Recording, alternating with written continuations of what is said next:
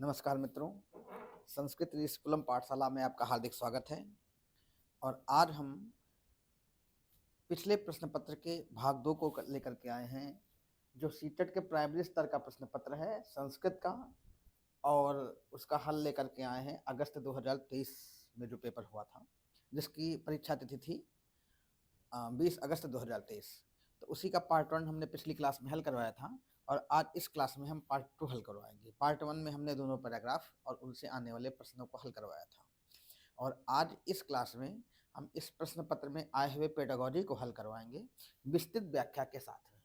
तो आज आप इस वीडियो में बने रहिए और देखिए कि इस प्रश्न पत्र में आए हुए पेडागोजी के प्रश्न किस स्तर के थे, और उनके हल करने की छोटी छोटी ट्रिक्स बताएंगे।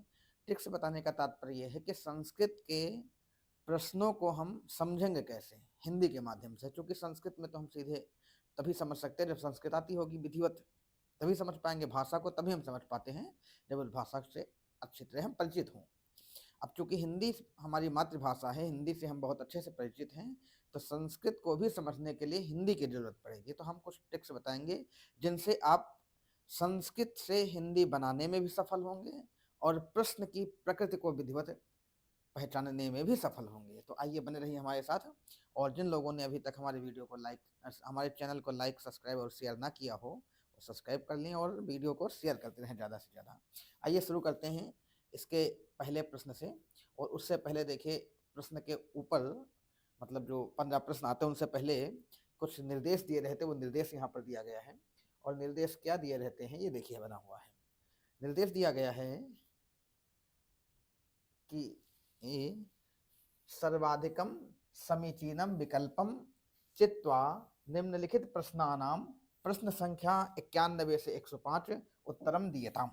इसका मतलब ये हुआ कि जो यहाँ पर जो भी प्रश्न हैं उनमें सर्वाधिक समीचीनम विकल्पम चित। तो देखिए होता क्या, अक्सर आप लोग देखते होंगे खास करके सीटेट में कि 4 विकल्प हैं और 4 में से एक चुनना है। कभी कभी चारों समान लगने लगते हैं।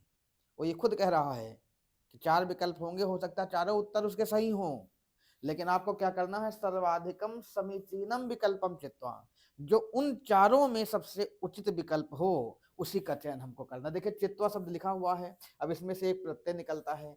चित्वा पद का अर्थ क्या होगा कैसे जानेंगे, तो इसके पीछे त्वा प्रत्यय लगा हुआ है, और त्वा प्रत्यय लगा होने का मतलब त्वा प्रत्ययांश लगा है, और इसका जो मूल प्रत्यय होता है वो होता है त्वा, और त्वा का हिंदी अर्थ होता है कर या करके। अब इसका अर्थ क्या होगा, चित्वा मतलब हो जाएगा चुन कर, और सर्वाधिक माने सबसे अधिक, समीचीनम माने उपयुक्त कह सकते हैं, जो सबसे ज्यादा बेस्ट है। विकल्प का चयन करके निम्नलिखित प्रश्नानाम, निम्नलिखित प्रश्नों में जो 91 से 105 तक प्रश्न, 150 प्रश्न होंगे, तो उसने साफ साफ कह दिया 91 से 105 केवल उत्तरम दियताम, इन्हीं के प्रश्नों का उत्तर देना, वो भी सर्वाधिक समीचीन विकल्प का चयन करके। अब आगे चलते हैं। सर्वाधिक उपयुक्त विकल्प का चयन करने के लिए हमको आगे चलना पड़ेगा। अब आगे चलते हैं,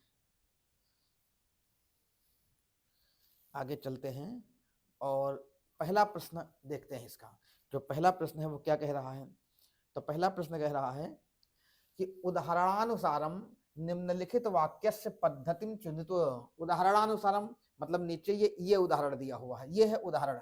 उदाहरणानुसारम का मतलब होता है जो नीचे उदाहरण दिया हो, और उदाहरण नीचे दिया है। तो कहते हैं इस उदाहरण के अनुसार निम्नलिखित वाक्यस्य पद्धतिम चुनित, ये जो पद्धति है इस वाक्य की, उसका चयन करना है आपको। उदाहरण क्या है, भाषा प्रयोगे अहम भाषायाः शुद्ध प्रयोगे केंद्रीभूतो भवामि। भाषा प्रयोगे मतलब भाषा के प्रयोग में। अब देखो एक यहाँ ट्रिक बताते हैं, ऐसे हर प्रश्न पत्र में हम छोटी छोटी कुछ ट्रिक्स बताएंगे जिनकी आप हिंदी निकाल सकते हैं जिनसे। एक ट्रिक है, देखो भाषा प्रयोग एक शब्द है, और इस शब्द के अंत में एक ही मात्रा लगी, छोटा नहीं एक ही मात्रा लगी है, और जिस शब्द के अंत में एक ही मात्रा लगती है उसके साथ में हिंदी में हम या तो में जोड़ देते हैं और या फिर पर जोड़ देते हैं, वो भी एक वचन में। मतलब ये शब्द एक वचन का हो गया, और में या पर इसके साथ जोड़ेंगे। अब भाषा प्रयोगी का अर्थ हो जाएगा भाषा के प्रयोग में। कहीं कहीं पर इसी का अर्थ निकलेगा पर, तो जहां पर निकलेगा वहां पर निकालना। अभी इसका प्रयोग है भाषा के प्रयोग में, ठीक है। जैसे कि लिखा हुआ है वृक्षे, अब वृक्ष शब्द में भी एक ही मात्रा लगी, इसका मतलब हो जाएगा वृक्ष में या वृक्ष पर। दोनों होगा, जो उचित है उसका चयन करना है, उसको आपको चुनना है। जैसे ऐसे ही लिख दिया जाए गृह, और गृह का अर्थ हो जाएगा, इसमें एक ही मात्रा लगी, इसका मतलब घर में। वाहने, वाहन में या वाहन पर, जैसा शब्द होगा वैसा बन जाएगा, ठीक है। तो भाषा प्रयोग है मतलब भाषा के प्रयोग में, अहम माने मैं, और भाषा या शुद्ध प्रयोगे केंद्रीभूत भवा में, भाषा के शुद्ध प्रयोग में केंद्रीभूत होऊंगा, होता हूँ, मतलब केंद्रीभूत होने का तात्पर्य है उसमें हम जो है रम जाते हैं, या उसको हम उसमें हम सफल हो जाते हैं, उसको हम समझ जाते हैं। यह केंद्रीभूत का मतलब कि भाषा के प्रयोग में मैं भाषा के शुद्ध प्रयोग में केंद्रीभूत होता हूँ। कैसे होता हूँ? तो अपरस्याम भाषायाम अनुवादः, अपरस्याम मन होता है दूसरी, अपर शब्द का अर्थ वैसे जानते हैं दूसरा होता है, दूसरी भाषा में अनुवाद करके सफल होता हूँ, केंद्रीभूत होता हूँ। या कंठस्थीकरणम, या याद करके सफल होता हूँ भाषा के प्रयोग में, भाषा के शुद्ध प्रयोग में मैं केंद्रीभूत कैसे होता हूँ? तो कंठस्थीकरणम, कंठस्थ माने होता है याद करना, याद करके, या पुनरावृत्ति ही, या पुनरावृत्ति करके, या आत्म परीक्षणम, या आत्म परीक्षण करके। अब इसमें आपको बताना है कि कब हम भाषा के जो है भाषा के प्रयोग में मैं भाषा के शुद्ध प्रयोग में केंद्रीभूत होता हूँ, कैसे केंद्रीभूत होता हूँ, कब मैं केंद्रीभूत होता हूँ, या भाषा के जो है शुद्ध प्रयोग पर ध्यान देता हूँ, कैसे ध्यान देता हूँ? तो आत्म परीक्षणम, आत्म परीक्षण से, पुनरावृत्ति से नहीं है, कंठस्थीकरण मतलब याद से नहीं होता है, अपरस्या भाषायाम अनुवादः, दूसरी भाषा के अनुवाद में भी नहीं होता है, बल्कि आत्म परीक्षण, अपने आत्म की परीक्षण से ही मैं जो है भाषा के शुद्ध प्रयोग में केंद्रीभूत होता हूँ। मतलब जब मैं अपनी परीक्षण स्वयं कर लेता हूँ, अपना परीक्षण कर लेता हूँ, तभी भाषा के शुद्ध प्रयोग में केंद्रीभूत होता हूँ। ये है, ठीक है। याद करने से ऐसा संभव नहीं है, याद करने से हम भाषा को समझेंगे, अच्छी बात है, लेकिन भाषा के शुद्ध प्रयोग में तभी होगा जब मैं अपने आप स्वतः का परीक्षण करता रहूं, तभी ऐसा संभव हो सकता है, ठीक है। उसके बाद आते हैं दूसरे प्रश्न की ओर, चलते हैं अगले प्रश्न की ओर। और अगला प्रश्न क्या कहता है? अगला प्रश्न देखिए, कह रहा है कि द्वितीयायाम कक्षायाम छात्राः गीतम गायन्ति। द्वितीयायाम मतलब दूसरी, और कक्षाया मतलब कक्षा में, छात्रा मतलब छात्र, गीतम गायन्ति मतलब गीत गाते हैं, मतलब दूसरी कक्षा में छात्र गीत गाते हैं, मतलब कक्षा 2 के छात्र हैं और उसमें गीत गाते हैं, कक्षा 2 के छात्र। चूंकि अब देखिए ध्यान रखिए कि हम प्राइमरी स्तर का प्रश्न पत्र हल करवा रहे हैं, आप ये देख के समझ सकते हैं कि प्राइमरी स्तर का है कि जूनियर स्तर का है, उसके प्रश्न की प्रकृति से। देखिए यहाँ दूसरी कक्षा की बात की गई है, तो दूसरी कक्षा प्राइमरी में ही होगी। वैसे भी आप देखेंगे जब कभी कक्षा की बात की जाएगी तो प्राइमरी स्तर पर जो होगा प्रश्न पत्र, उसमें 1 से 5 तक की कक्षा की बात की जाएगी, दूसरी कक्षा, तीसरी कक्षा, प्रथमा कक्षा, चतुर्थी कक्षा, पंचमी कक्षा। और लेकिन जूनियर स्तर का होगा तो षष्ठी कक्षा, सप्तमी कक्षा, अष्टमी कक्षा, इस कक्षा की बात होगी। तो प्राथमिक स्तर का इसलिए दूसरी कक्षा की बात हो रही है। इसमें यही देखेंगे या तो दूसरी कक्षा की बात हो रही होगी या तीसरी कक्षा, मतलब प्रथमा से पंचमी तक किसी कक्षा की बात होगी। तो ये कहा गया द्वितीयायाम कक्षायाम छात्राः, दूसरी कक्षा के छात्र जो हैं वो गीत गाते हैं। गीत क्या गाते हैं? कोई गीत होगा एक छोटा सा कि सिरहा स्कंधौ जानू अंगुल्यः, ये गीत का एक पंक्ति है, गीत की ये लाइन है गीत की एक, कि सिरहा स्कंधौ जानू अंगुल्यः।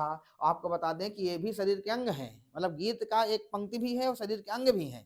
तो गीत है, और उसके बाद कहा यदा ते गीतम गायन्ति, जब वे गीत गाते हैं, इस गीत को गाते हैं, तदा, यदा माने होता है जब। अब देखिए जहां जहां अब इससे शब्दावली का भंडार भी आपके मस्तिष्क में होता रहेगा, और आपको मस्तिष्क में बसा भी लेना है। जो हम यहाँ शब्दावलियां बताएंगे उसके चाहे नोट्स आप बना लीजिए, नोट्स बनाएंगे तो बीच बीच में जो शब्दावलियां होगी उसको हम बताते जाएंगे और आप हल करते रहेंगे और अगले प्रश्न पत्र के लिए तैयार होते जाएंगे। यदा माने होता है जब, एक शब्द इसमें आया है तदा, तो तदा शब्द का अर्थ होता है तब। अब यहाँ कुछ शब्द हम और भी देते हैं, साथ ही साथ में कुछ शब्द हम साथ साथ में और देते हैं कि यदा माने होता है जब, तदा माने होता है तब, कदा माने होता है कब, और एकदा शब्द का अर्थ होता है एक बार। और अगर कहीं शब्द सर्वदा तुमको दिख जाए तो सर्वदा शब्द का अर्थ होगा हमेशा। ये इसकी शब्दावलियां हैं। बहुत से छात्र कहते हैं सर शब्दावलियाँ बताइए, कुछ तो शब्दावलियाँ यही हैं, इन्हीं को तरह से आप बीच बीच में हम शब्दावलियाँ बताते रहेंगे। अब सारी शब्दावलियाँ एक साथ नहीं बता सकते ना, लेकिन बीच बीच में बताते रहेंगे। तो लिखा है कि ये जो गीत है, शिरा स्कंधो जानु अंगुल्या यदा ते गीतम गायन्ति, जब वे छात्र ये गीत गाते हैं, लिखा है दूसरी कक्षा के छात्र गीत गाते हैं, और गीत है ये गीत गाते हैं। फिर यदा ते गीतम गायन्ति, जब वे गीत गाते हैं, तदा ते संबंधित शरीरांगाड़ स्पृशन्ति, तदा ते माने होता है वे, तब वे संबंधित शरीरांगाड़ी, संबंधित शरीर के अंगों का, शरीरांगाड़ी लिखा है, विच्छेद करेंगे बनेगा शरीर अंगाड़ी, शरीर प्लस अंगानी, यही नाकोड़ा हो गया है संधि के कारण, तो शरीरांगाड़ी बन गया। तो शरीर के अंगों को स्पृशन्ति माने छूते, स्पर्श करते हैं मतलब छूते हैं। तो जब वे गीत गाते हैं तो संबंधित शरीर के अंगों का स्पर्श भी करते हैं, कौन? छात्र करते हैं। तो फिर पूछा गया अध्यापकेन पाठने का पद्धति प्रयुज्यते, तो अध्यापक के द्वारा पाठने मतलब पढ़ाने की कौन सी पद्धति प्रयोग की गई है, मतलब एक अध्यापक के माध्यम से, अध्यापक ने बताया होगा, कहा होगा कि जब तुम ये गीत गाना तो जिस जिस अंग का नाम आए उस अंग को छूते जाना। जैसे तमाम गाने हैं, उसमें जब गाने में डांस किया जाता है तो उस अंग को छू करके डांस किया जाता है। तो इस तरह से वो गीत गाते हैं, तो गीत जब गाते हैं तो उस शरीर के अंग का स्पर्श करते जाते हैं जो शरीर के अंग का नाम आता जाता है। तो जैसे नाम है सिरा तो सिर को छूते हैं, स्कंधौ तो कंधे को छूते हैं, जानू घुटने को छूते हैं, अंगुलियां उंगलियों को छूते हैं छात्र। तो वही कहा है जब वे गीत गाते हैं तो उनका संबंधित अंग को छूते हैं। अब कहा गया अध्यापक के द्वारा पाठने का पद्धति प्रयोज्यते, पढ़ाने की कौन सी पद्धति का प्रयोग किया गया है। अब पाठने का पद्धति प्रयोज्यते तो पहले नंबर पर दिया गया है विभिन्न दर्शन ग्रहणम, विभिन्न दर्शन, इलेक्ट्रिक जिसको बोल रहे हैं इक्लेक्टिक, विभिन्न दर्शन ग्रहण, विभिन्न दर्शन का ग्रहण किया गया, या श्रवण भाषीयता, या सुनने, श्रवण माने होता सुनना, तो सुनने की भाषीयता के आधार पर पढ़ा रहा है शिक्षक, या संप्रेषणात्मक भाषा, या संप्रेषणात्मक भाषा के रूप में पढ़ा। संप्रेषणात्मक भाषा क्या है? बोलना और बोल करके जो सुन ले, संप्रेषणात्मक भाषा है, एक बोलेगा दूसरे सुनेगा, दूसरा बोलेगा, पहला सुनेगा, संप्रेषणात्मक है, संप्रेषण करना। तो ये जब छू रहा तो संप्रेषण कहाँ से हुआ?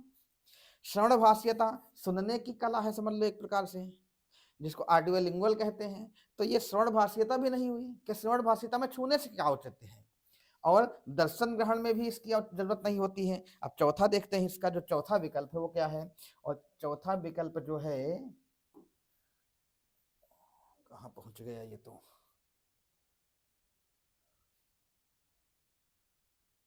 देखिए थोड़ा आगे बढ़ गया ये।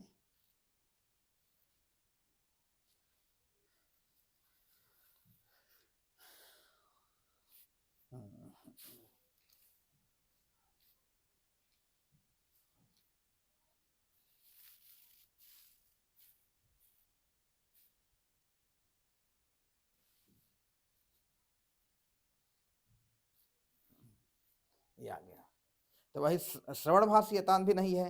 और अगला जो विकल्प है वो है, अगला जो विकल्प है वह समग्र शरीर प्रतिक्रिया।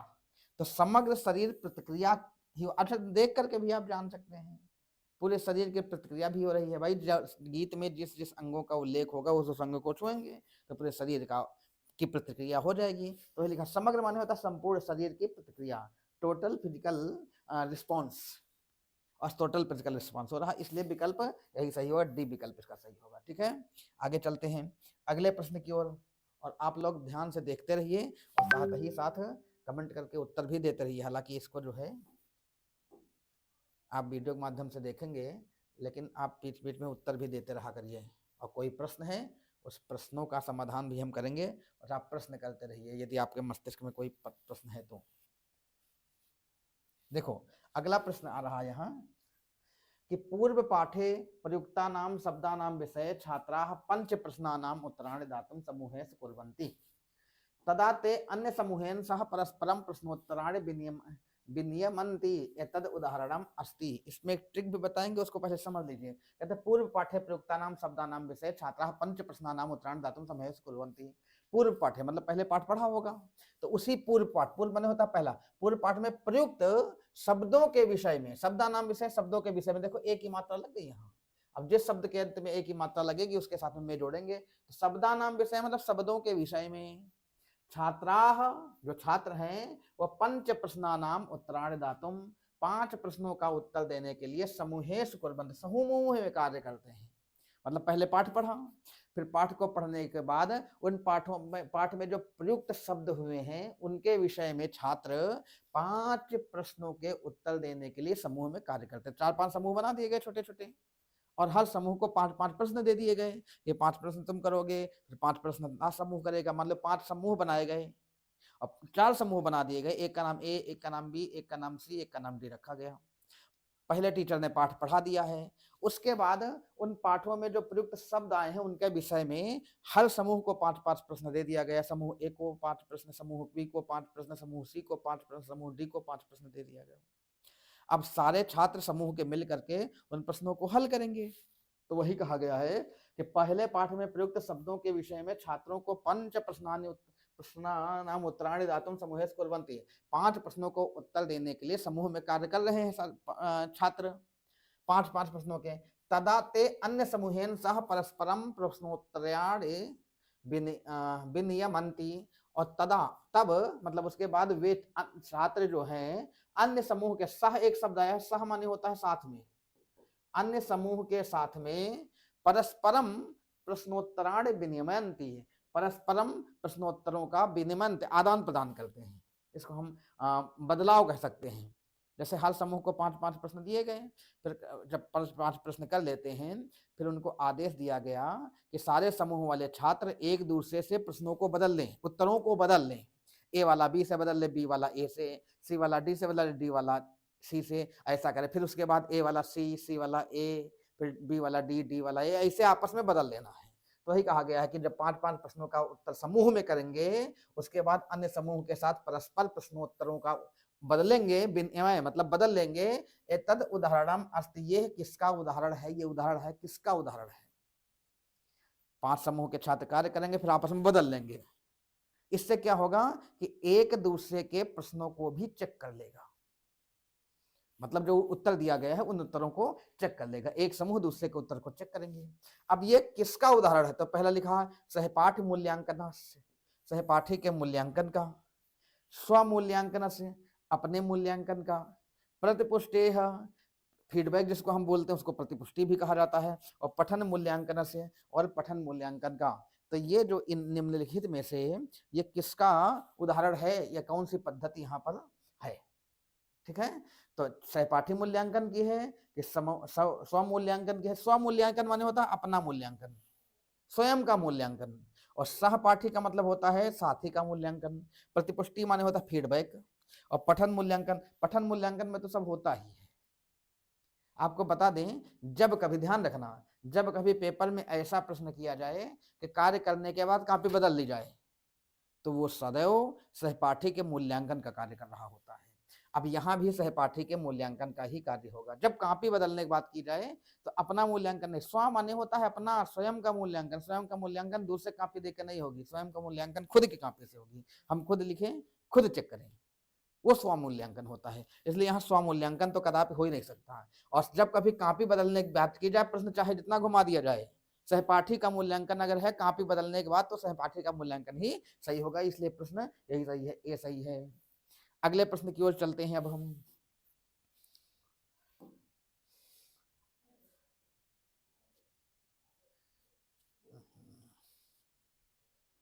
ये बार बार चला जा रहा है।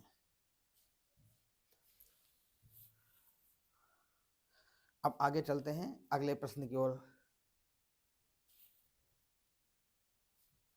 अगला प्रश्न क्या कह रहा है, देखिए अगला प्रश्न कह रहा है,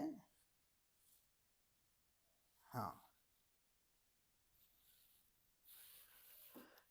अगला प्रश्न कह रहा है कि यदा अध्यापकः मह्यं पत्रं ददाति यस्मिन् कश्चित् सूक्तिर्वा अंकिता अस्ति, कश्चित् शब्दः सूक्तिर्वा अंकिता अस्ति। यदा माने हम बता चुके, यदा माने क्या, ऐसे शब्द आपको बहुत मिलेंगे देखने को बार बार। ये कुछ ऐसे शब्द हम गिन के चुन के दे रहे हैं जो बार बार मिलेंगे। यदा माने होता है जब, जब अध्यापक मह्यम पत्रम ददाति, मतलब जब कोई एक अध्यापक हमको एक पत्र, मह्यम माने होता मुझको, पत्रम ददाति माने पत्र देता है, यस्मिन कश्चित शब्दः सूक्तिर्वा, ये वा लगा हुआ, जिन शब्दों के अंत में वा लगा होता ऐसे, उसका मतलब होता है अथवा। वा शब्द का अर्थ होता है अथवा, और अगर शब्द के अंत में चा लगा है तो उसका मतलब होता है और। ठीक, ध्यान रखना, नोट कर लीजिए। तो जब कोई अध्यापक मह्यम पत्रम ददाति, मुझको पत्र देता है, यस्मिन जिसमें, यस्मिन माने होता है जिसमें, कश्चित शब्द सूक्तिर वा अंकितास्ति, कश्चित माने कोई, कश्चित एक शब्द कश्चित है, कश्चित शब्द का अर्थ होता है कोई, कश्चित शब्द सूक्ति ही वा, शब्द अथवा सूक्ति अंकित है मतलब लिखित है, मतलब अध्यापक एक हमको पत्र देता है जिसमें या तो कोई शब्द लिखा है या तो कोई सूक्ति लिखी है। तथा चा, और अहम इमं शब्दम अनुमातिम संपूर्णा कक्षाम कथयामि, और अहम माने मैं, अहम शब्द जो है इसका मतलब होता मैं, और मैं इमम शब्दम अनुमातिम, इस शब्द का अनुमान करने के लिए, कि मतलब शिक्षक ने हमको दिया पत्र, उसमें कोई सूक्ति या कोई शब्द लिखा है, तो इसमें शब्द है या सूक्ति है और क्या लिखा होगा, इसका अनुमातुम, अनुमान लगाने के लिए, अंदाजा लगाने के लिए, संपूर्ण कक्षाम कथयामि, संपूर्ण कक्षा से मैं कहता, पूरी कक्षा से कहता हूँ। टीचर ने आके पत्र दिया, उसमें कुछ लिखा हुआ है, इसमें क्या लिखा, तो हम कहेंगे बच्चों बताओ इसमें क्या लिखा है, तो उसका अनुमान लगाने के लिए हम पूरी कक्षा से कहते हैं।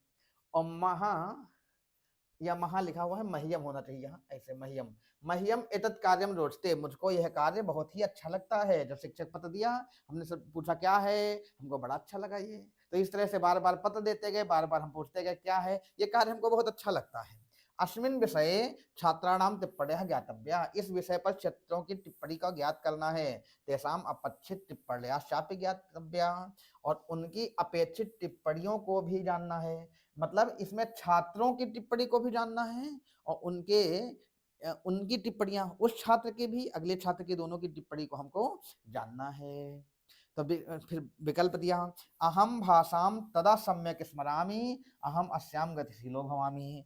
अहम भाषाम, मैं भाषा को तदा सम्यक स्मरा, तभी अच्छे से समझ सकता हूँ, तभी स्मरण कर सकता हूँ, तभी याद कर सकता हूँ, तभी समझ सकता हूँ, जब अहम माने मैं, अस्याम गतिशीलो भवामि, जब मैं इसमें गतिशील होऊंगा, मतलब भाषा में मेरा मन तब अच्छे से रमेगा जब मैं इस भाषा में गतिशील होऊंगा।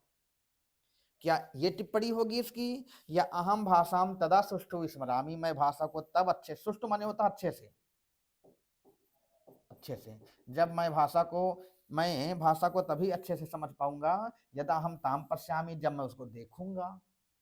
देखने पर मतलब ऐसा छात्र क्या कहे होंगे, यहाँ कहने का तात्पर्य है कि छात्रों ने क्या कहा होगा उस प्रश्न के बारे में। जब अध्यापक ने पत्र दिया हमको, पत्र में कुछ लिखा, मैं छात्रों से पूछ रहा हूँ क्या लिखा होगा, और तब छात्रों की टिप्पणी उस पर क्या होगी। मुझको तो अच्छा लगा, लेकिन छात्रों को कैसा लगा, छात्र क्या बोले होंगे, ये बोले होंगे क्या कि मैं भाषा को तब अच्छे से समझ जाऊंगा जब गतिशील होऊंगा, या ये बात बोले होंगे कि मैं भाषा को तब अच्छे समझ पाऊंगा जब उसमें को देख पाऊंगा, या फिर ऐसा बोले होंगे कि मैं भाषा को तब अच्छे से स्मरामि, जब मैं भाषा को अच्छे से तब जान पाऊंगा जब अहम ताम शृणोमि, जब मैं उसको सुनूंगा, मतलब मैं जब देखूंगा या मैं सुनूंगा तब अच्छे समझूंगा, या गतिशील होऊंगा तब अच्छे समझूंगा।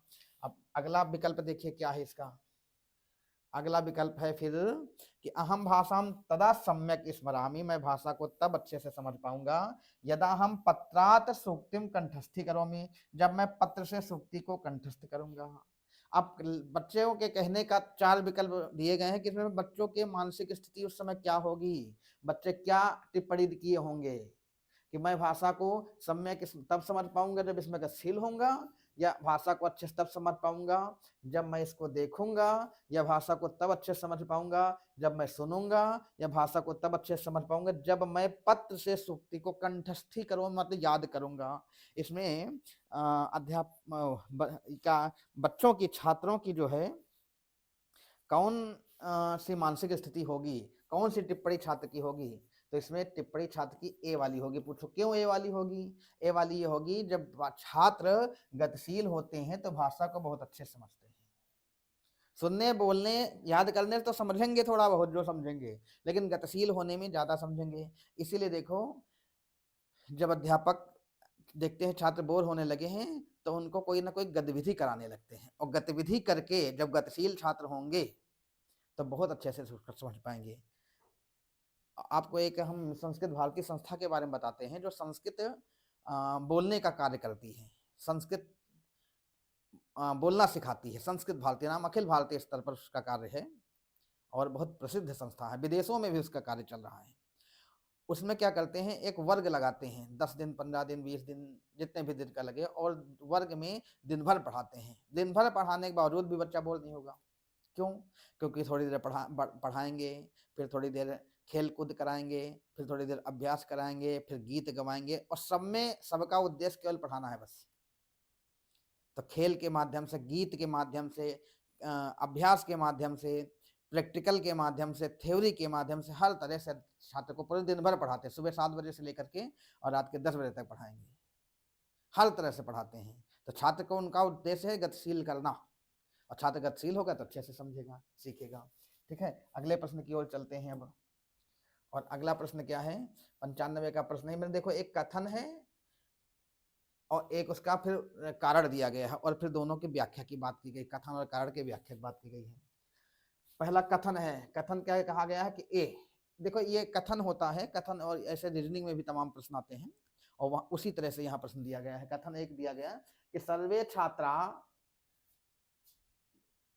छात्रा ये विद्यालय प्रवेशम गृह्णन्ति स्ववयः अनुसारम सक्षमा भाषा प्रयोक्तारः सन्ति। कहते हैं सभी, सर्वे छात्र मतलब सभी छात्र, ये विद्यालय प्रवेशम गृह्णन्ति, जो विद्यालय में प्रवेश चाहते हैं, मतलब जो छात्र विद्यालय में प्रवेश चाहते हैं, ऐसे सभी छात्र स्ववयः अनुसारम। स्ववयः क्या होता है? स्व जो शब्द लिखा है, इसका मतलब होता है अपना, अपनी, अपने, तो हम अपना लिखे दे रहे हैं या अपने कह दे, और वय माने होता है उम्र। ठीक है, तो स्ववय माने अपने उम्र के अनुसार, अनुसारम लिखा अनुसार।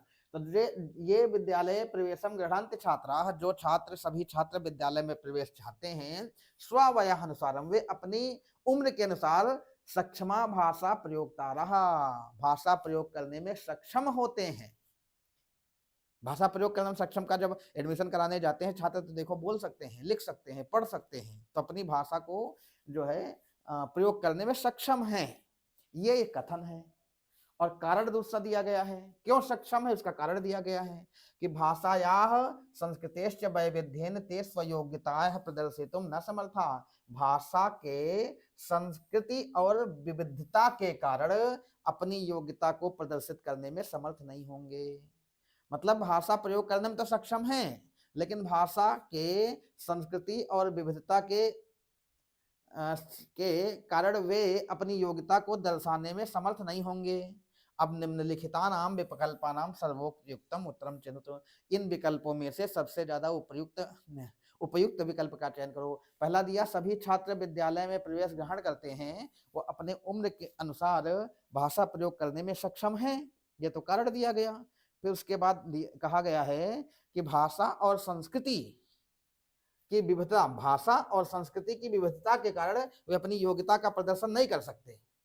मतलब भाषा अलग अलग है, छात्र तो क्लास में एक आए, स्कूल में आए, बोल तो सकते हैं, लेकिन भाषा अलग है, संस्कृति अलग है, इसलिए क्या वो अपनी योग्यता का प्रदर्शन करने में समर्थ नहीं होंगे।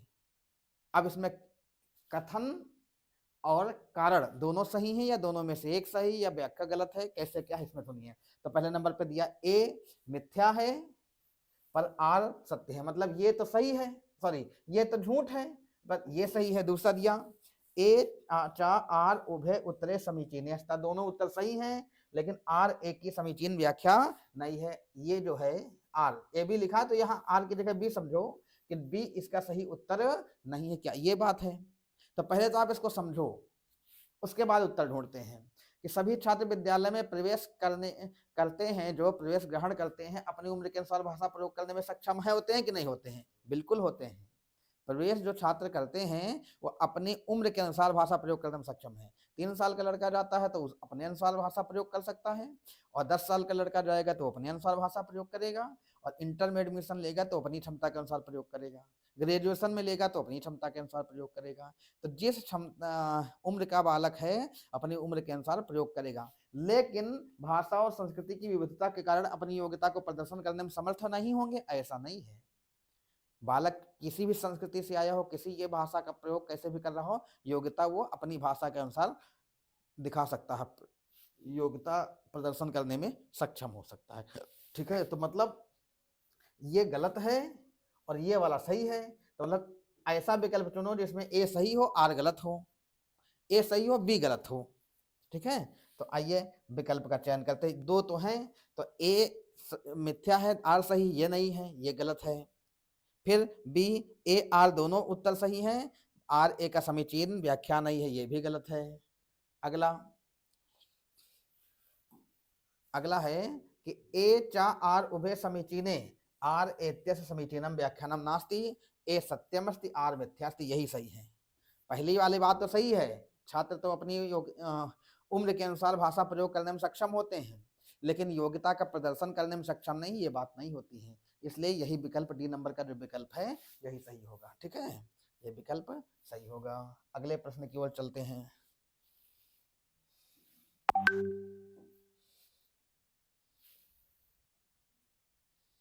अगला प्रश्न क्या कह रहा है, 96 नंबर का प्रश्न देखो क्या कह रहा है।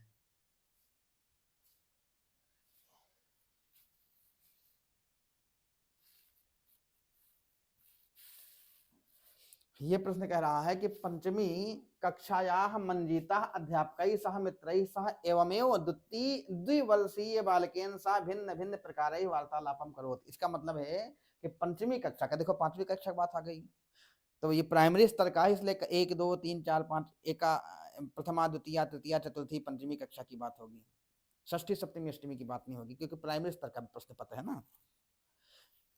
तो कहा गया पंचमी कक्षा या पांचवी कक्षा का मंजीता, मंजीत नाम का एक लड़का अध्यापक मतलब अध्यापकों के साथ, मित्र मित्रों के साथ, एवमेव द्विवर्षीय बालकेन सह, इसी तरह, एवमेव शब्द का अर्थ होता है इसी तरह से, इसी तरह ही, द्विवर्षीय बालकेन सह, 2 साल के बालक के साथ भी भिन्न भिन्न प्रकार ही वार्तालापम करोति, भिन्न भिन्न प्रकार का वार्तालाप करता है। मतलब पांचवी कक्षा का लड़का मंजीत है, वो अध्यापकों के साथ, मित्रों के साथ और 2 साल के बच्चों के साथ भी भिन्न भिन्न प्रकार का वार्तालाप करता है। भिन्न भिन्न प्रकार का वार्तालाप का मतलब क्या हुआ, अध्यापकों के साथ ऐसा व्यवहार करता है जो अध्यापक के साथ करना चाहिए सम्मान, मित्रों के साथ ऐसे बात करता है जो मित्रों के साथ करना चाहिए, कभी हंसी मजाक, कभी ठठोली, कभी बातचीत, और 2 साल के बच्चे के साथ वैसी बात करनी चाहिए जैसा छोटे बच्चों के साथ किया जाता है। मतलब सबके साथ अलग अलग तरह का बात करता है वो। तो कहा गया है अस्य अयम अर्थ यत, अस्य माने इस बात का, अयम अर्थ यह अर्थ है कि सामाजिक परिस्थिति के अनुसार स भाषा प्रयोक्तम जानाति, सामाजिक परिस्थिति के अनुसार वो भाषा को प्रयोग करना जानता है। भाई सामाजिक बदल रहा ना समाज, शिक्षकों के साथ रहेगा तो अलग तरह से बात करता है, मित्रों के साथ अलग तरह से, तो समाज बदला, और 2 साल का बच्चा तो वहां फिर समाज बदला। समाज बदलने का मतलब ये हुआ कि हर उम्र के लोग जब उसको मिलते गए, हर तरह के लोग मिलते गए, तो हर तरह की भाषा का प्रयोग करता रहा वो परिस्थिति के अनुसार, तो परिस्थिति के अनुसार वो भाषा प्रयोग करने में जानता है। भाषा प्रयोग से इयम पद्धति का मन्यते, भाषा प्रयोग की जो पद्धति इसको तुम क्या मानोगे, हर जगह वो अलग अलग भाषा को प्रयोग कर रहा है। अब ये भाषा की जो पद्धति है इसको तुम क्या मानोगे, क्या कहोगे, वक्तृ कला बोलोगे या प्रकृतिवादिता बोलोगे या अर्थवादिता बोलोगे। और चौथा विकल्प नीचे देख लेते हैं, तो वक्तृ कला हम आपको बताते हैं, वक्तृ कला नहीं बोलते इसको, इसको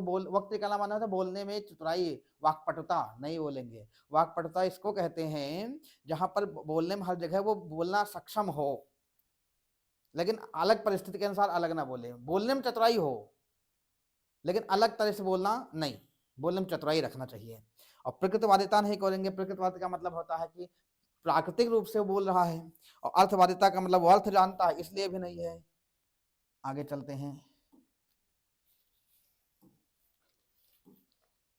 अगला है व्यवहारिकता, व्यवहारिकता ये होगा, मतलब वो व्यवहारिकता को जानता है कि हमको किसके साथ कैसा व्यवहार करना है, ये जानता है।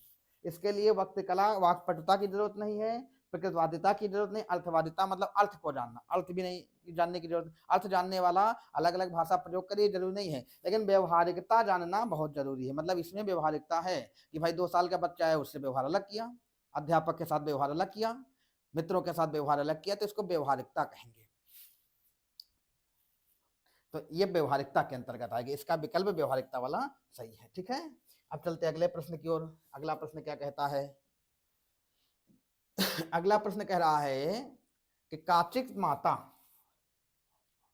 काचिद माता मतलब कोई माता, एतद वीक्षते, वीक्षते मतलब देख रही है, यत, यहाँ हलंत रहेगा, यत काचित माता एतद वीक्षते, कोई माता यह देख रही है, यत मतलब होता कि, अब देखो जहां जहां यत लगा होगा उसका हिंदी अर्थ होगा कि, ऐसे यहाँ लिख देते हैं, उसका हिंदी अर्थ क्या होगा कि, कोई माता यह देखती है कि तस्य बालकः यदा कदा तान प्रयोगान करोति यान सा कदा प्रौढ़ेभ्यः भगिनी भ्रातृभ्यः वा परिवारे नाशरोत और तस्याह विश्वासः एतद अनुमोदयति। इसका मतलब हुआ कि कोई माता एतद वीक्षते, यह देखती है कि तस्य बालका मतलब उसका लड़का, यदा कदा, यदा कदा माने होता है जब, जब कभी, कभी कभी, जब कभी, तान प्रयोगान करोति उनका प्रयोग करती है, मतलब उन बातों का, उन शब्दों का प्रयोग करती है, सॉरी करता है, यान स कदापि प्रौढ़ेभ्य भगनी भ्रातृभ्य वाना परिवारे नाशरोत है, यान माने जिनको,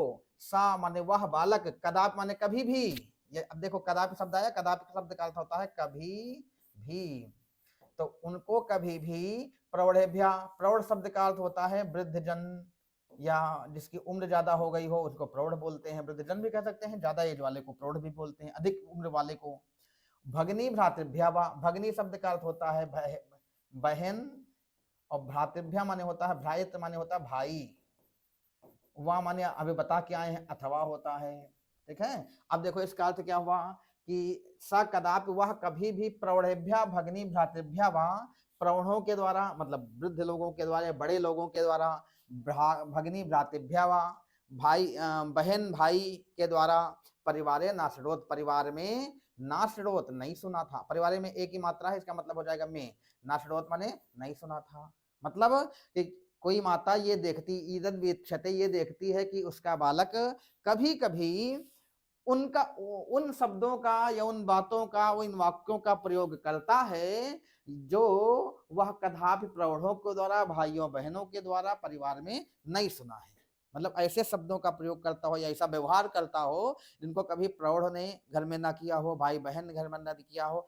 बड़ों ने घर में ना किया हो, इसको वृद्धजन ही नहीं खाली बड़े भी कह सकते हो, बड़े लोगों ने भी कभी ना किया हो, तस्याह विश्वास, उनका उसका विश्वास एतद अनुमोदय, इसका अनुमोदन करता है, मतलब उनका विश्वास है कि ये क्यों हुआ, ये आपको इन चार विकल्पों में से ढूंढना है कि किसका भेद है, ऐसा क्यों हो रहा है, किस कारण से हो रहा है, ये चार विकल्पों में से ढूंढना है। एक बालक ऐसा, एक माता देखती कि बालक ने ऐसा काम किया जो घर में किसी ने नहीं किया, कभी देखा ही नहीं घर में उस बालक ने, घर में हुए नहीं, तमाम ऐसा होता है, घर में कोई नहीं कहता, छोटा बच्चा है वो कह रहा है, इसका मतलब कहीं सीख के आया है, या तो सीखा है या तो खुद सोचा होगा। तो ये किसका स्वभाव है, इस चारों विकल्पों में से कौन सा विकल्प है जो उसके इस कार्य को बढ़ावा दे रहा है, इसको हम क्या कहेंगे, बहुवादीयता कहेंगे या सहजता बोलेंगे, और या फिर हम इसको व्यवहारिकता बोलेंगे, और या फिर हम इसको रचनावादिता बोलेंगे, हम इसमें से इसको हम क्या बोलेंगे, बताइए इसको क्या बोलना ठीक होगा, बहुवादीयता बोलना ठीक है या सहजता बोलना, व्यवहारवादिता बोलना या रचनावादिता, रचना नहीं है ये, रचना से उगड़ नहीं रहा है, सहजता भी नहीं है, आसानी से नहीं बोल रहा है, बहुवादीयता भी नहीं, बहुत ज्यादा, बहुवादीयता मतलब बहुत बोलना, ऐसा भी नहीं, व्यवहारवादिता है, व्यवहार से उसने सीखा होगा, व्यवहारवादिता व्यवहार से सीखा है, दोस्तों से सीखा, मित्रों से सीखा होगा, ये व्यवहारवादिता है, ठीक है। और रचनावादिता मतलब जो स्वयं ढूंढा हो, खुद से बनाया हो, खुद से छोटा बालक ऐसा बना नहीं सकता, तो इस तरह ये व्यवहारवादिता का होगा। जो बच्चे अगर घर में कोई काम नहीं देख रहे हैं, बाहर से सीख करके आ रहे हैं और घर में कर रहे हैं, वो सब व्यवहारवादिता है, जो व्यवहार से आया है, वो घर से नहीं आया है, उसको विरासत में नहीं मिला है। अगला चलते हैं प्रश्न की ओर, और अगला प्रश्न है, कौशल समूहाः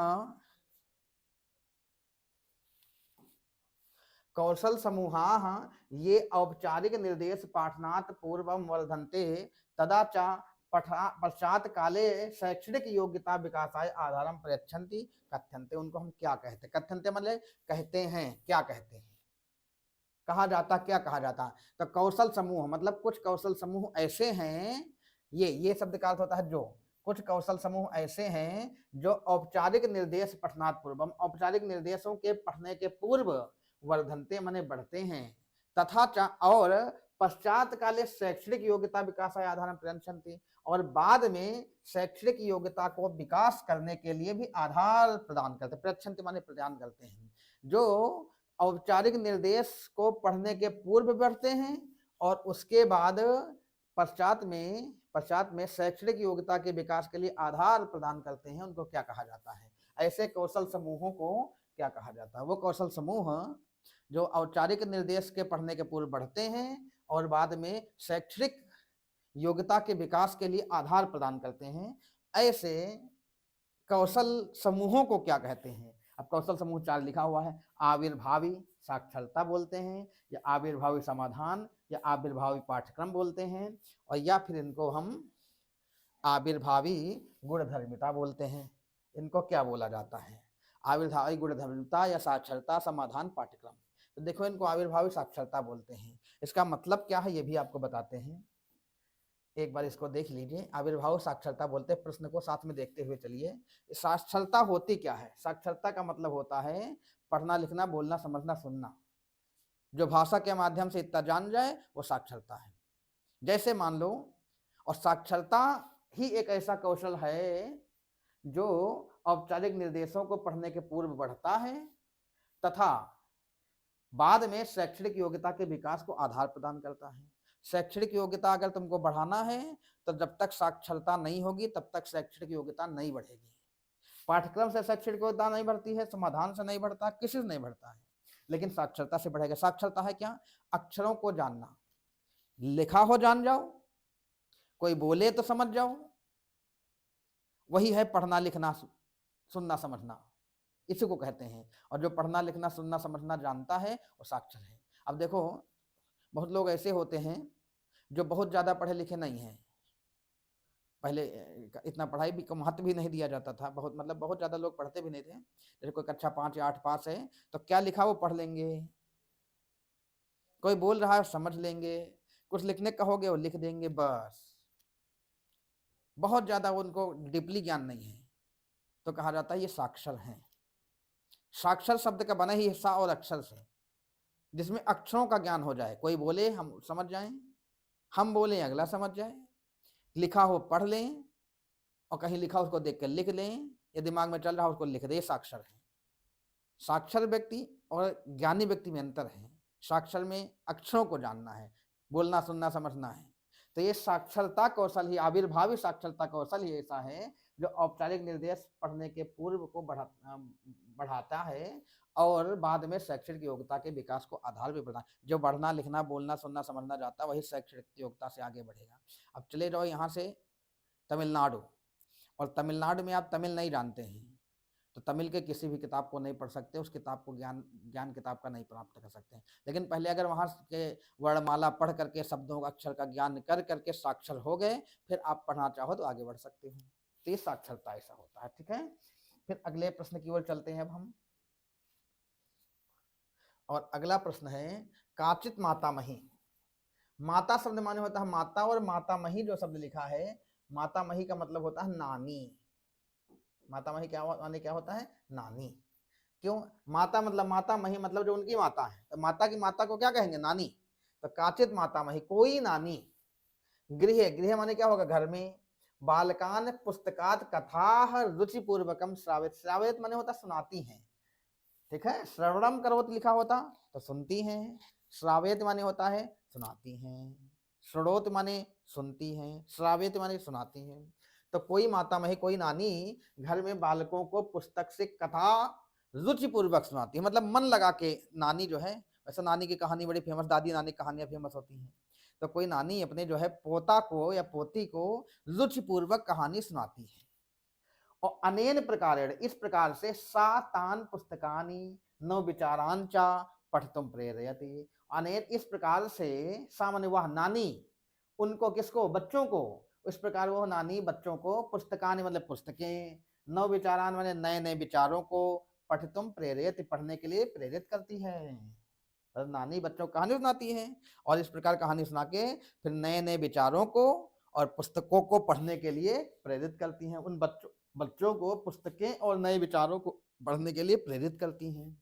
अब बताओ कि अस्याम प्रक्रियायाम बालका अपि सक्रिया भवन्ति। और इस प्रक्रिया में बालक भी सक्रिय होते हैं। तो बताओ इस पद्धति को क्या कहा जाता है?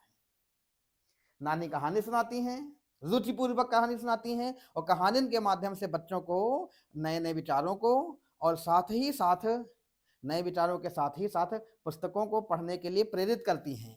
तो अब आप बताओ कि यहाँ पर कौन सी पद्धति है? इस पद्धति को क्या कहेंगे बताओ? ये जो पद्धति है, इस पद्धति को हम क्या बोलेंगे? इसको बताना है आपको। पहला विकल्प है उच्चैः पठनम, उच्चैः पठन बोलेंगे इसको, या प्रतिमान पठन बोलेंगे, या सह पठन बोलेंगे, और या फिर अगला है देखिए विकल्प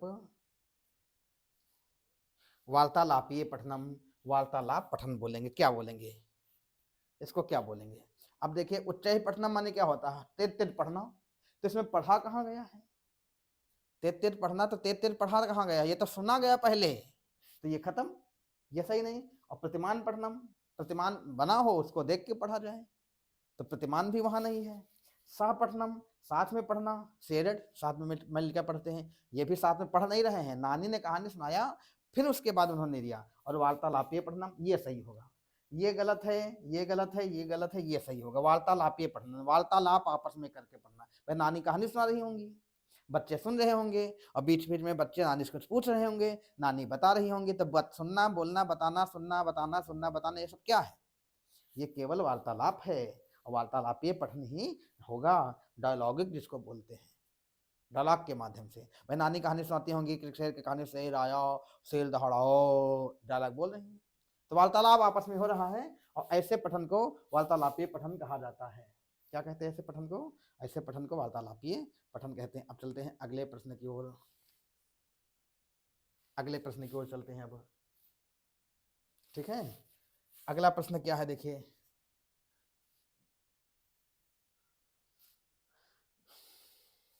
सौ नंबर का प्रश्न है। और 100वें नंबर का जो प्रश्न है ये क्या है?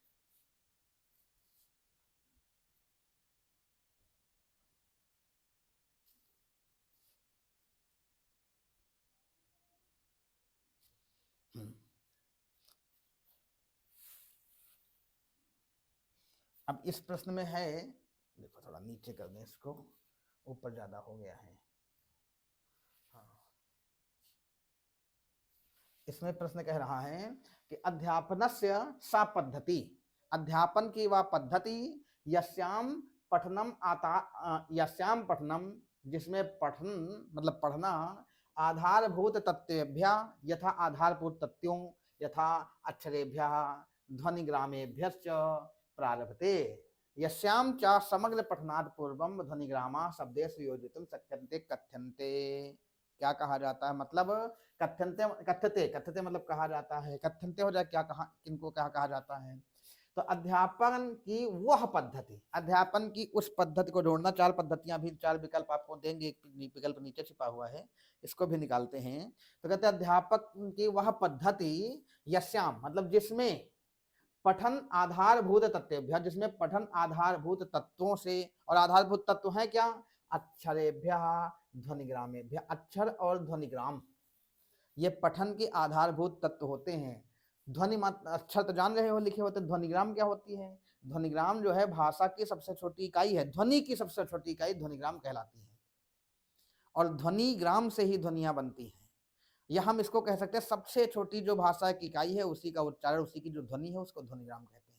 ध्वनिग्राम से और अक्षरों से, लिखने के लिए जैसे सबसे छोटी इकाई अक्षर है, उसी तरह बोलने के लिए जो अक्षर है उसका जो उच्चारण है, ध्वनि है, वो ध्वनिग्राम कहलाता है। तो कहते हैं कि यस्याम, अध्यापन की उस पद्धति का नाम तुमको बताना है जिसमें पठन के आधारभूत तत्व, आधारभूत तत्व क्या है? यथा, यथा माने जैसे अक्षरों से या ध्वनिग्रामों से, प्रारभते माने प्रारंभ होता है। अर्थात अध्यापन की उस पद्धति का नाम तुमको बताना है जिस पद्धति में पठन के आधारभूत तत्वों मतलब अक्षरों से, ध्वनिग्रामों से प्रारंभ होता है। क्या प्रारंभ होता है? पठन।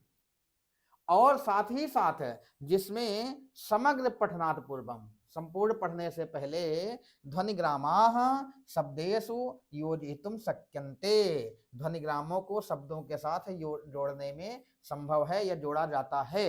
उसको क्या कहते हैं? ध्वनिग्राम मतलब ध्वनियों के छोटे छोटे समूह से शब्द बना दिया जाता है, उसको क्या कहा जाता है? इसको हम संक्षेप में ऐसे समझा दें कि उस पढ़ने की पद्धति को तुमको बताना है, अध्यापन की उस पद्धति को बताना है जिसमें पठन के जो मूलभूत तत्व क्या? ध्वनियाँ, ध्वनिग्राम, अक्षर, ये मूलभूत तत्व है, मूल तत्व हैं, इनसे प्रारंभ होता है। और साथ ही साथ उनमें समग्र पढ़ने से पहले, मतलब पढ़ने से प्रारंभ पहले ही, पूर्व में ही ध्वनिग्राम को, ध्वनियों को शब्दों के साथ जोड़ा जाता है, जोड़कर पढ़ा जाता है, अध्यापन किया जाता है। उसको क्या बोलते हैं? जैसे मान लो ध्वनिग्राम क्या है? जैसे हम लिखे का, छोटी इकाई है, अब इसमें बोल रहे का, तो ये जो ध्वनि है का, ये ध्वनि है, का जो बोल रहे हैं ध्वनि, ध्वनिग्राम है, और ये अक्षर है। अक्षर और ध्वनिग्राम को संयोजित किया जाता है, फिर कहा मा, फिर कहा ला, तो जो बोल रहे हैं वो ध्वनिग्राम है, जो लिखा है ये अक्षर है। फिर कहते हैं इनको योजित करके शब्द का भी निर्माण करो, का मा ला का माला। छोटे में कक्षा 1 में, कक्षा 2 में ऐसे बच्चे को पढ़ाया जाता है, नर्सरी के में कमल कमल, तो का एक ध्वनिग्राम है, खा दूसरा है, ला मा दूसरा है, ला तीसरा है, और तीनों जोड़ के शब्द बनाएगा कमला कमल, तो ध्वनि तैयार हुई। तो ध्वनिग्राम से ध्वनि तैयार हो गई और अक्षर भी सामने आ गया। तो इनको जो इस तरह पढ़ाने की प्रक्रिया है, उस पद्धति को हम क्या कहते हैं? जिसमें ध्वनिग्राम को जोड़ा जाता है अक्षरों से, फिर शब्दों में जोड़ करके पढ़ाया जाता है, और जिनमें आधारभूत तत्व जो पढ़ने के हैं, अक्षर और ध्वनिग्राम, इनसे प्रारंभ किया जाता है। तो बताओ, मतलब अक्षरों से प्रारंभ करके शब्दों तक पहुंच जाया जाए, ऐसी पठन की विधि को क्या कहते हैं? अक्षर सबसे छोटी इकाई है, शब्द थोड़ा बड़ा हो जाता है, तो नीचे से ऊपर जा रहे हैं ना, और नीचे से ऊपर पहले अक्षर, ध्वनिग्राम बताया, फिर शब्द का उच्चारण किया, फिर वाक्य, ऐसे बढ़ते बढ़ते बढ़ते बढ़ते चले जाएंगे। ऐसी पद्धति नीचे से ऊपर की ओर जा रही है, इसको क्या कहेंगे? तो संरचनात्मक पद्धति कहेंगे, या ऊर्ध्वधा कहेंगे, अधा ऊर्ध्वम कह देंगे। ऊर्ध्व अधा का मतलब होता है, ऊर्ध्व माने ऊपर, अधा माने नीचे, ऊपर से नीचे, और या अधा ऊर्ध्वम, अधा माने नीचे, नीचे से ऊपर। इसमें क्या कर रहे थे? नीचे से ऊपर जा रहे थे ना, इसलिए अधा ऊर्ध्वम भी इसका विकल्प सही होगा। संरचनात्मक पद्धति नहीं, संरचनात्मक पद्धति थोड़ी आगे की प्रक्रिया होती है। और इसका जो चौथा विकल्प है, और चौथा जो विकल्प है वो है समग्र भाषा पद्धति। समग्र भाषा पद्धति नहीं होगी, पूरी भाषा थोड़ा पढ़ाई जा रही है, इसमें तो नीचे से ऊपर जा रहे हैं, अधा माने नीचे, ऊर्ध्व माने ऊपर, नीचे से ऊपर जा रहे हैं, अधा ऊर्ध्व पद्धति, ये विकल्प सही होगा इसका। ठीक है, आगे चलते हैं अगले प्रश्न की ओर। ये बार बार चला क्यों जा रहा है? ऐसा क्यों हो रहा है भाई?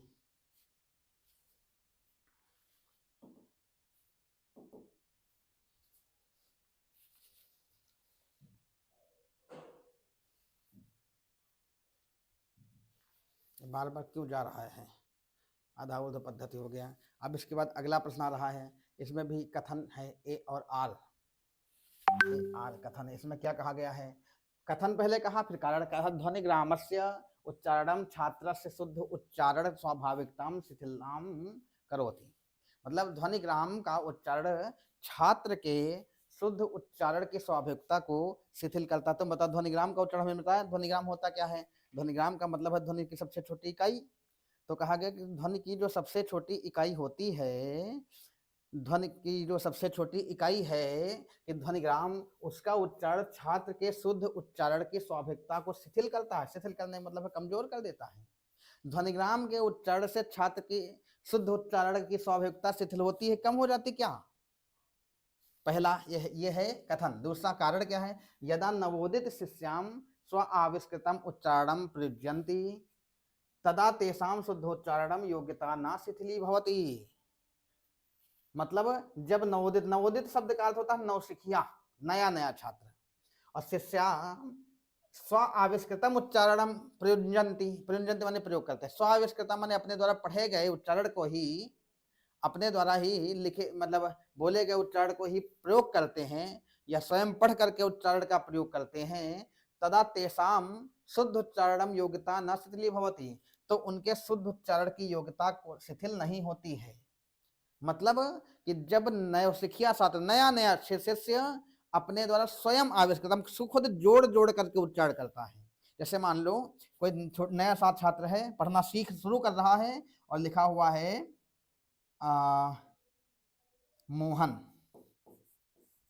और वो जोड़ के पढ़ रहा, क्या पढ़ रहा है? माँ, माँ में वो की मात्रा मो, हा न मोहन, ऐसे जोड़ा और जोड़ करके फिर उच्चारण किया, तो वही है स्व आविष्कृतम उच्चारणम, खुद का आविष्कार, खुद खोजा इसका क्या उच्चारण होगा, और फिर उसके बाद उच्चारण का प्रयोग करता है, तब तेसाम शुद्धोच्चारणम, तो उसका जो शुद्ध उच्चारण है, शुद्ध उच्चारण की योग्यता है, वो ना शिथिली भवती, वो शिथिल नहीं होगी, मतलब कमजोर नहीं होगी, बल्कि वो बढ़ेगी। जब बच्चे जोड़ जोड़ के पढ़ते हैं तो बताओ बच्चों की योग्यता बढ़ती कि कमजोर होती है? बढ़ती है, क्योंकि छोटे पर बच्चे देखो जोड़ जोड़ के पढ़ते हैं, पहले अध्यापक पढ़ाते हैं, फिर कहते हैं घर से पढ़ के आना, घर से पढ़ने जाते हैं, फिर धीरे धीरे एक एक अक्षर जोड़ जोड़ के पढ़ते हैं, तो उनकी जो उच्चारण की योग्यता वो कमजोर नहीं होती है, वो और बढ़ती है।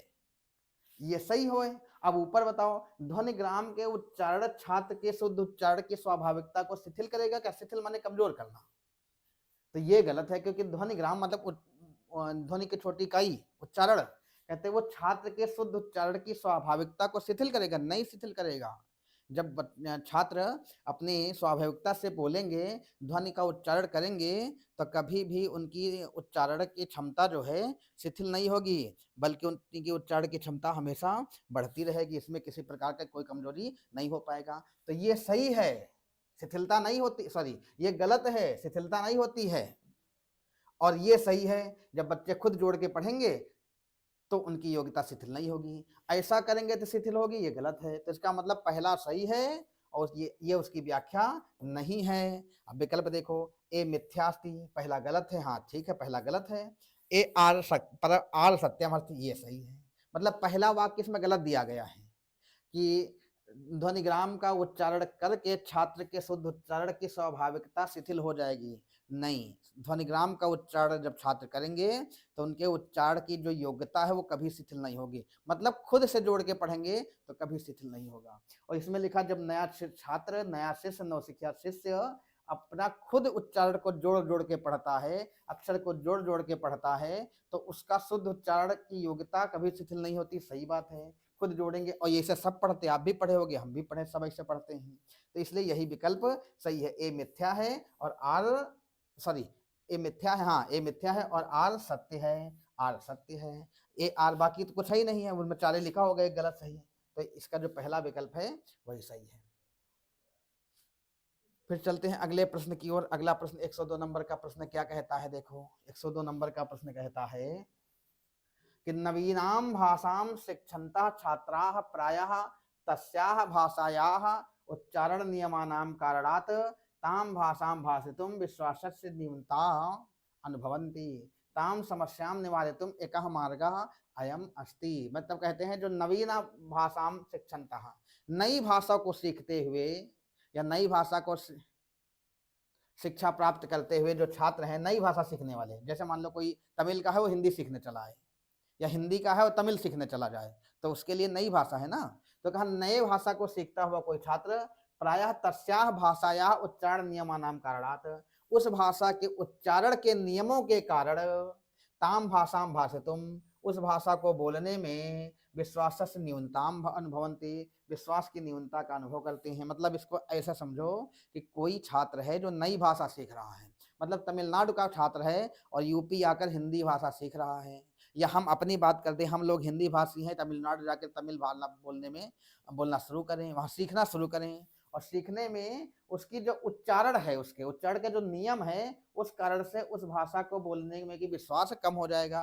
कोई ज़्यादा वैसा तो हम आपस में बोला करेंगे, लेकिन जब कोई पढ़ा लिखा व्यक्ति आ जाएगा तो उसके सामने नहीं बोलेंगे, विश्वास नहीं होगा, जैसे कहे बोलो तो हम नहीं बोल पाएंगे, क्योंकि उस भाषा को हम अच्छे से उच्चारण के नियमों को नहीं जानते ना, तो उसके सामने मेरा विश्वास कम हो जाएगा। ये आप ही लोग बता दें, जो लोग संस्कृत नहीं जानते हैं, उन लोगों के सामने कहा जाए संस्कृत थोड़ा बहुत टूटी फूटी सीखें, उनके नियमों को अच्छे से ना कंठस्थ कर पाएं, फिर उसके बाद कहा जाए लो संस्कृत में इस वाक्य को बोलो, तो किसी के सामने बोलने में हमारा उतना आत्मविश्वास नहीं होगा जितना कि हमारी मातृभाषा को बोलने में विश्वास होगा। कोई हिंदी बोलने कहे तो भड़ भड़ भड़ भड़ बोलना शुरू कर देंगे, कोई बोले गलत है, कहोगे नहीं गलत है सही है, तो आत्मविश्वास के साथ बोलोगे। लेकिन नई भाषा बोलना होगा तो उच्चारण के जो नियम है उसमें कठिनता होगी, अगर कोई कहे बोलने तो संकोच करेंगे, और बोल भी देंगे, अगला कहता है गलत है तो सोचोगे गलत है क्या, तो विश्वास नहीं होगा तुमको कि वो गलत है कि सही है, अपने ऊपर विश्वास नहीं रह जाएगा। तो वही कहा गया है कि नई भाषा सीखते हुए छात्र उस भाषा के उच्चारण नियमों के कारण उस भाषा को बोलने में क्या विश्वास की न्यूनता का अनुभव करते हैं, मतलब विश्वास उसका कम हो जाता है, और तान समस्याम निवारितुम एकः मार्ग अयमस्ति, उस भाषा का निवारण करने के लिए यह मार्ग है। अब 4 मार्ग बताए गए, इसमें से कौन मार्ग सही है बताओ। पहला मार्ग है यथा त्रुटया भवन्ति तासाम सदैव संशोधनम, जब त्रुटियां हो जाएं तो उनका संशोधन करना चाहिए। सही माने में देखा जाए इसमें तो चारों विकल्प सही लगेंगे, लेकिन तुमको सबसे उपयुक्त विकल्प का चयन करना है। तो उन जब त्रुटियां हो जाए तो उनका सदैव संशोधनम, तदैव तदैव माने वही तुरंत संशोधन कर देना चाहिए। मतलब नया छात्र जैसे बोल रहा है भाषा, उसमें कोई कमी आ जाए तो जो सुन रहा है उसको तुरंत बोल दें कि यहाँ ये कमी, इसका सुधार करो, वो सुधार कर लेगा। क्या ये सही है? या छात्राः कक्षायाम उच्च स्वरेण पठन्तु, छात्र कक्षा में उच्च स्वर में पाठ करें, ये सही है। या तादृशा नाम क्रीड़ा सदृश गतिविधि नाम प्रयोगः, उस तरह की क्रीड़ा के समान, क्रीड़ा माने खेल कूद के समान गतिविधि का प्रयोग करना चाहिए जिसमें कक्षाया मौखिक अंतः संपर्क भवेक, जिसमें कक्षा में मौखिक अंतः संपर्क हो। मतलब खेल कूद के माध्यम से उनको सिखाओ, और खेल कूद के माध्यम से जब उनको सिखाओगे तो सभी छात्र आपस में मिलजुल के बोलेंगे, इससे उनका भाषा का व्याकरण या भाषा के नियम अच्छे समझ में आ जाएंगे। यही सही है, क्योंकि खेल कूद, हमने संस्कृत भारती की चर्चा की ना, तो उसमें खेल कूद के माध्यम से सुबह 7 बजे से लेकर शाम तक सिखाते हैं। और उसमें, और ये नहीं कि हमेशा पढ़ाएं, अलग अलग, कभी खेल कूद करा रहे हैं, कभी गीत गवा रहे हैं, कभी नियम समझा रहे हैं, कभी व्याकरण पढ़ा रहे हैं, कभी खाने के माध्यम से समझा रहे हैं खाते समय, तो हर तरह से उनको समझाते हैं। तो वही क्रीड़ा सदृश गतिविधि, क्रीड़ा के समान, खेल कूद के समान ऐसी गतिविधियों का प्रयोग करना चाहिए जिसमें कक्षायाम मौखिक अंतः संपर्क भवेत, जिसमें कक्षा में मौखिक अंतः संपर्क आपस में हो सके। और जब आपस में बच्चे एक दूसरे से घुलेंगे मिलेंगे तो एक दूसरे से भाषा अच्छी तरह से अधिग्रहित करेंगे, अधिग्रहण करने लग जाएंगे। अर्जन अधिग्रहण जो होता है वो आसान है, समय लगेगा, लेकिन अधिगम थोड़ा कठिन होता है। इसलिए अधिग्रहण करेंगे तो ज्यादा अच्छे समझ पाएंगे। और इसी का चौथा विकल्प क्या है? केनापि भाषा विशेषज्ञ सह परामर्शम कृत्वा सततम प्रयास करोति, किसी भाषा विशेषज्ञ के साथ में परामर्श करके सतत अभ्यास करना चाहिए। नहीं, भाषा विशेषज्ञ के पास जाओगे, नियम बताएगा, कानून बताएगा, उससे बचो। बस सम्मिलित होकर के करेंगे, ये सबसे ज्यादा उचित है। तो इसके लिए जो विकल्प आपका तीसरा है सी नंबर पर, यही ज्यादा ठीक है कि क्रीड़ा के सदृश खेल कूद की गतिविधि कराएं, उनसे सीखें तो ज्यादा ठीक है। ठीक है, इस तरह से सीखेंगे तो ज्यादा अच्छे सीख पाएंगे। अगला प्रश्न 103 नंबर का प्रश्न है। यह प्रश्न क्या कहता है? यह प्रश्न कहता है कि काश्चिद अध्यापकः तृतीय कक्षायाम नवीनम शब्द राशिम छात्रेभ्यः प्रस्तौति। देखो यहाँ भी तीसरी कक्षा की बात आ गई। प्राइमरी स्तर में कक्षा 1, 2, 3, 4, 5 की बात करेंगे बस। कश्चित अध्यापक, कोई अध्यापक तृतीय कक्षायाम नवीनम शब्द राशिम छात्रेभ्यः प्रस्तौति, मतलब कि कोई अध्यापक तीसरी कक्षा के छात्रों के लिए नई शब्द राशि माने शब्द भंडार, शब्दावली कह सकते हैं, शब्दावली का शब्दकोश कह सकते हैं, नए शब्दकोश को छात्रों के सामने प्रस्तुत करता है। मतलब कोई अध्यापक तीसरी कक्षा के नए कक्षा के छात्रों के सामने नई शब्द राशि को छात्रों के लिए प्रस्तुत करता है, मतलब छात्रों के सामने नई शब्दकोश, नए शब्दों के बारे में बताता है। अब छात्र कैसे सीखेंगे नए शब्दों को?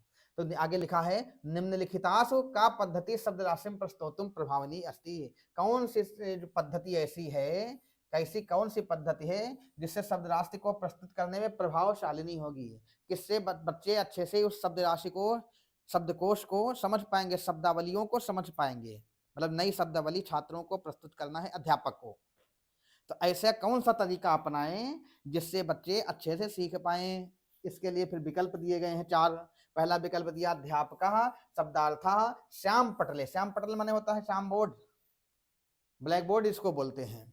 लिखित मतलब अध्यापक क्या करे, शब्दार्थ को बोर्ड पर लिख दे, और छात्रान और छात्र उनको कंठस्थी करतम कथेत, और छात्रों से कहे जाओ याद कर लो। कंठस्थीकरण माने याद करना, छात्रान ने छात्रों को, और उसके बाद कहे छात्रों से कि जाओ याद करो। मतलब अध्यापक क्या करे, शब्दार्थ को श्याम पटल पर लिख दे, ब्लैक बोर्ड पर लिख दे, और छात्रों से कहे जाओ कंठस्थी कर तुम कथेत, कहे जाओ याद कर लो, ये करना चाहिए। या अध्यापकः छात्रान विपरीतार्थकान शब्दान अर्थैः स तेषां भाषायां वदेत, अध्यापक छात्रों के विपरीत अर्थों को, शब्दों का के अर्थों के साथ में उनकी भाषा को बोले। मतलब छात्र जो शब्द हैं उन शब्दों के अर्थ को भी बोले, उनके विपरीत अर्थ को बोले, मतलब अनुलोम विलोम करके बोले। क्या ये उचित होगा?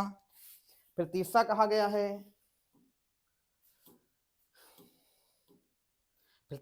गया है, अध्यापकः तान अध्यापकः तान् शब्दस्य समीचीनां परिभाषां वदेत्। अध्यापक उन शब्दों की परिभाषा बताए। समीचीन माने उचित, जो भी परिभाषा है परिभाषा को बताए, मतलब शब्द बताए, फिर शब्द की परिभाषा बताए, शब्द बताए, फिर उसके बारे में बताए, व्याख्या करे क्या ये उचित है। या अध्यापक छात्रान प्रकरणानुसारम शब्द से अर्थम विवृणुयात्। या अध्यापक जो हैं वो छात्रों को प्रकरण के अनुसार शब्द के अर्थ को विवृणुयात् माने बताएं, बोले। अध्यापक छात्र को प्रकरण के अनुसार शब्द के अर्थ को बताएं, क्या ये उचित है। तो अब आपको देखना है, चारों विकल्प एक साथ फिर से प्रस्तुत करते हैं हम यहाँ पर। इन चारों विकल्पों को देखो और बताओ इसमें क्या सही है। पहला विकल्प बताया गया, अध्यापक शाम पट्टे पर लिख दें और छात्रों से कहे याद कर लो। पहली चीज ध्यान रखो, ये समय जो शिक्षण प्रक्रिया बाल केंद्रित तो उसमें याद करने पर बिल्कुल बल नहीं देना। खास करके शब्दावलियों को याद करने पर, परिभाषाओं को याद करने बिल्कुल बल नहीं देना है। याद करने की जो पद्धति थी वो पाठशाला विधि में थी, परंपरागत शिक्षण पद्धति थी। इस समय उस शिक्षण पद्धति में याद करने पर ध्यान नहीं दे। याद करना आ जाए समझो गलत, तो एक ये गलत हो जाएगा। दूसरा, अध्यापक छात्रान विपरीतार्थकान शब्दान अर्थाई सातेषां भाषायां मदेत। मतलब विपरीत अर्थ और शब्दों को लेकर उनके साथ में उस भाषा में बोलें, ये भी सही नहीं होगा। विपरीत अर्थ से कोई लेना देना नहीं है। अध्यापक तान शब्द से समीचीनाम परिभाषा बदल, उन शब्द की परिभाषा को बताएं। ये तो सही हो सकता है कि उस शब्द की परिभाषा को बताएं, लेकिन इतना उचित नहीं है जितना उचित है कि प्रकरण के अनुसार शब्द के अर्थ को भी बताएं। जहां जहां उसके शब्द के अर्थ की आवश्यकता है, प्रकरण के अनुसार स्टेप बाय स्टेप उसको बताना उचित होगा। तो इससे बच्चे सीख पाएंगे। मतलब शब्द बताएं, शब्द का अर्थ बताएं और प्रकरण के अनुसार उसको समझाते हुए चले। कहाँ ऐसा शब्द है, शब्दावली शब्दकोश जब देखिए आप, तो शब्दकोश में देखोगे किसी शब्द के बारे में बोलो इसका अर्थ क्या है, तो वो शब्द का अर्थ भी लिखेगा, तो उसके नीचे एक लाइन लिख देगा जहां उसका प्रयोग किया गया हो। तो उसी तरह से प्रकरण के अनुसार जहां इसका प्रयोग वगैरह किया गया हो उसको भी बताएं, तो बच्चे अच्छे से समझ पाएंगे। ठीक है, अगला चलते हैं प्रश्न नंबर 104 पर। और 104 नंबर का प्रश्न क्या कहता है? 104 नंबर का प्रश्न कहता है कि भाषा शिक्षण से विषय अस्ति। भाषा शिक्षण का विषय है। भाषा शिक्षण मतलब भाषा को पढ़ाना, ये सरल है, बहुत सरल है। भाषा शिक्षण जो वो किसका विषय है? भाषा शिक्षण किसके अंतर्गत आएगा? कौशल में या अधिग्रहण में या प्रक्रिया में या उत्पादन में? उत्पादन में नहीं आएगा। उत्पादन भाषा शिक्षण का होता ही है।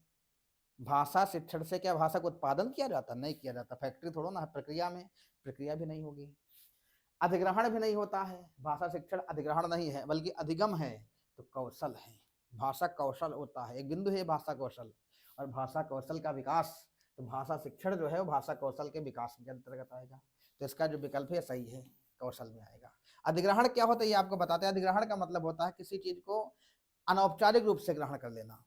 अधिग्रहण का अर्थ है अर्जन करना। कोई कुछ हम बतला रहे हैं, बतलाते बतलाते कुछ शब्द ऐसे हमारे सामने आ जाए जिनको हम नहीं जानते हैं, या कोई बात ऐसी आ जाए जिसको हम नहीं जानते, अचानक वो बोल दे, हमारे कान में पड़ेगा, हम कहना अच्छा ये तो हम नई चीज़ है, तो हम जानते नहीं थे, ये तो आज पता चल गई। ये अधिग्रहण हुआ, हमने अनौपचारिक रूप से ग्रहण किया। अधिग्रहण अर्जन, इसको औपचारिकता की जरूरत नहीं होती है। बच्चे छोटे बच्चे होते हैं, घर में जो बोला जाता है उसी को धीरे धीरे सीख रहे होते हैं, ग्रहण कर रहे होते हैं। अधिग्रहण मतलब ग्रहण कर रहे होते हैं। और जहाँ बैठाल के उनको पढ़ाया जाए तो वो अधिगम हो जाता है। अधिगम यही है, अधिगम अधिग्रहण में अंतर। अगला और अंतिम प्रश्न है 105 नंबर का। आज हमारी कमर भी दर्द करने लगी है पढ़ाते पढ़ाते। इसको तो पहले प्रश्न पढ़ लें, क्योंकि ये प्रश्न इतना बड़ा है कि दो भागों में है। इस पेज पे भी आएगा, अगले पेज पे भी आएगा। समझ लीजिए इस पेज पर प्रश्न है, इसके जो उत्तर है अगले पेज पे हैं। तो लिखा पठन विधि नाम छात्राणाम क्रियाभि सा समीचीनम मेलनम कुरुतु। मतलब पठन विधियों का और छात्रों की क्रियाओं के साथ समीचीनम मेलनम कुरुत, समीचीन मिलन करना है, मतलब सही मेल करना है। इसको कहते हैं उचित मिलान करना। उचित मिलान करना है। क्या उचित मिलान इसका करना है? पठन विधियां हैं ये एक तरफ, और दूसरी तरफ छात्रों की क्रिया है। इन विधियों के साथ कौन से क्रिया उचित हैं?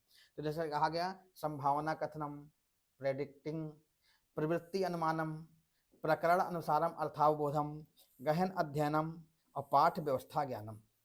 अब ये पठन विधियां हैं। छात्राणाम क्रिया, छात्रों की क्रियाएं कौन सी है? लेखन पद्धत्या लेखकानुभूति ज्ञानम, ते अपरिचित शब्दार्थम ज्ञातुम पाठ व्यवहारिणस्य सहाय्यं गृह्णन्ति, शीर्षकानि भूमिकादि च ज्ञात्वा विषय वस्तु जानन्ति, एकस्मिन् पाठ विभागे भाषा प्रयोगम ज्ञातुम यतते। और अगला है पाठस्य विचारान ज्ञातुम शीर्षक चित्रादीनि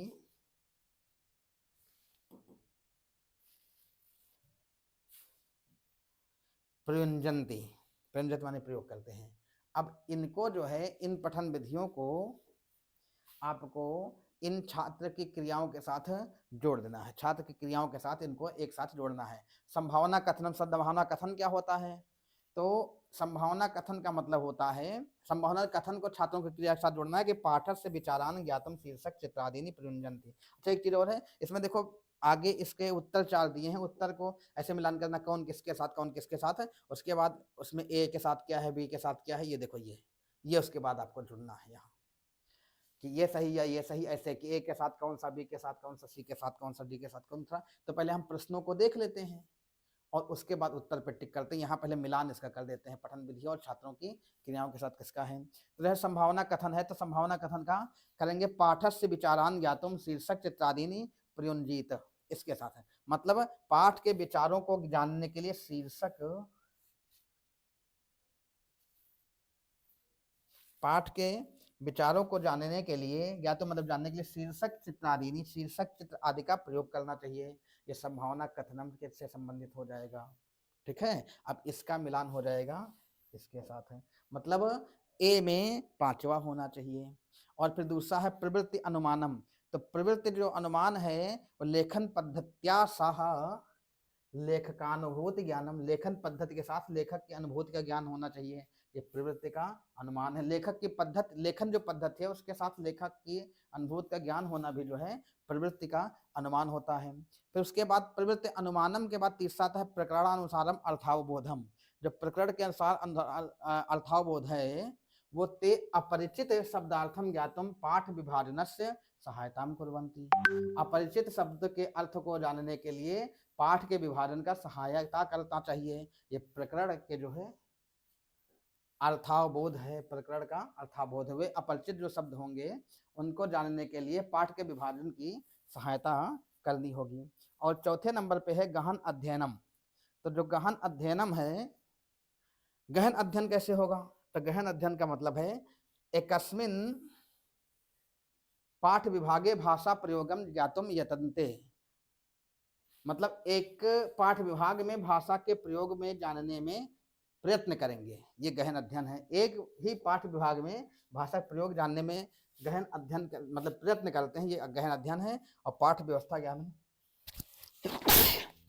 पाठ व्यवस्था ज्ञानम जो है वो शीर्षकानि भूमिकादि चा ज्ञात्वा विषय वस्तु जानन्ति, ये पाठ व्यवस्था है। पाठ व्यवस्था का मतलब है शीर्षक आदि को जाने, भूमिका आदि को जान करके ही विषय वस्तु को जाने, ये पाठ व्यवस्था है। तो जिसमें पहले में 5वां, दूसरे में पहला, तीसरे में दूसरा, चौथे में चौथा और 5वें में तीसरा, ये ऐसे मिलान इसका होना चाहिए। तो इस मिलान के साथ अब आगे चलते हैं, अगले पृष्ठ पर देखते हैं इसका मिलान क्या है। ए के साथ 5वां, अब एक पकड़ लो, ए के साथ 5वां, तो ए के साथ 5वां किसमें है? देखो ए के साथ 5वां है इसमें, ए के साथ 5वां इसमें है।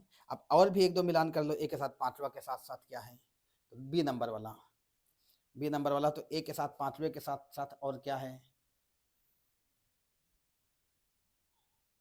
अच्छा, यहाँ तो सब मिट गया, ठीक है। तो ए के साथ 5वां जो था उसी को पकड़ लेते हैं और वही जो है इस प्रश्न का उत्तर हो जाएगा, इसी का हम चयन कर लेंगे।